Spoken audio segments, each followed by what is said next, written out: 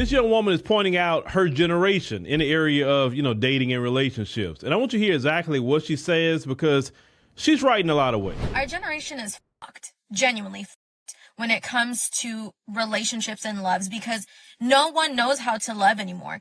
Everything is a transactional situation. Everything is someone being delusional and thinking they have a ton of options that they want to go experience outside of the relationship.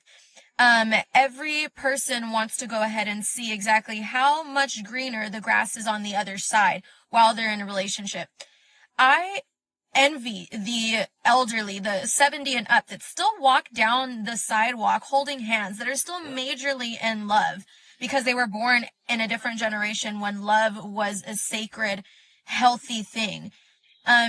It's just, we're so fucked because of those reasons, and no one believes in growing old with someone anymore. No one believes in wanting to share your love and it being a serious thing anymore. No one has really meets in an old school way anymore. Everyone is just either TikTok, Instagram, Snap, dating apps. It's just mostly all that. And along with that, it's so that you can measure it out due to how much people have been cheated on. Ask 99.9% of our generation if they've ever been cheated on, and it's either yes once or yes multiple times, multiple relationships that they've been in. And that is why we are fucked. Genuinely. But you know what? It's not just her generation. It's also people within my age group too that's doing the exact same thing that she's talking about. I believe right now it's an American culture problem with relationships. People don't respect their word or honor their word anymore. People tell someone I'm in a relationship with you and then they lying because they're talking to 2, 3, 4, 5 different people. They use the term dating, and dating is, what is that? What is that? You're talking to 7, 8 people. Oh, he's my friend. She's my friend. Well, last time I checked, you don't take your friend out on dates, and you surely don't sleep with your friend. You don't do that. That's usually a girlfriend or a boyfriend at that point, right?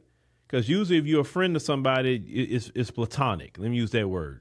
Now there's no platonic friends anymore. Friends means I'm sleeping with you, but I'm not in a relationship. We're just friends. I think that terminology right there is not only weird, it allows people to not be accountable to anybody. You know what I'm saying? When they say, I got a friend. I'm a firm believer of this. You cannot be a friend of the opposite sex. You can't. You can't. Because some way down the line, somebody's going to like somebody. And at one point in time, you'd be like, if the guy's gay, that's cool. But no, these gay guys are sleeping women too. You know what I'm saying? And go right back to pussy chasing. So you can't even trust that.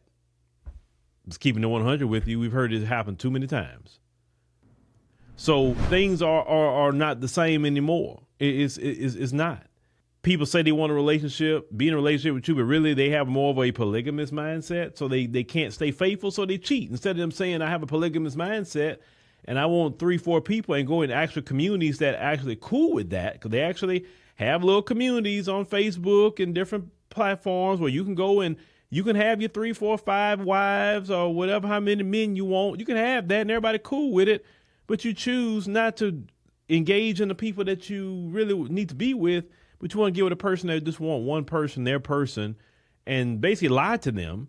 And then now you out here being polygamous. You know what I'm saying? And nobody like being lied to. Too many diseases out here. So, yes, if you find somebody, I'll tell you about this. In this country, someone that actually has some great values, morals, etc. And I'm not saying they're not here. But if you find a person like that, don't pass them up, male or female. Get with them, because you may not see nobody like them ever again. Because sometimes it's like hitting the lottery. Oh, I'm not ready. Sometime in life, you're never ready for change. Let me tell y'all something. Every time I've had some major change that happened in my life, I was never ready for it. Never. It always hits you and you're not ready. But then you learn with time, that was the best thing that ever happened to me. You're never ready to meet the right man or woman. You're never ready. It's always going to be something up with you because you're human. You're not perfect. So it's going to be something you're going through, or some past traumas or whatever. Sometimes you may be more ready than what you think. You just think you're not ready for something. Sometimes you got to trust who God put in your pathway sometime and be with the people that you need to be with.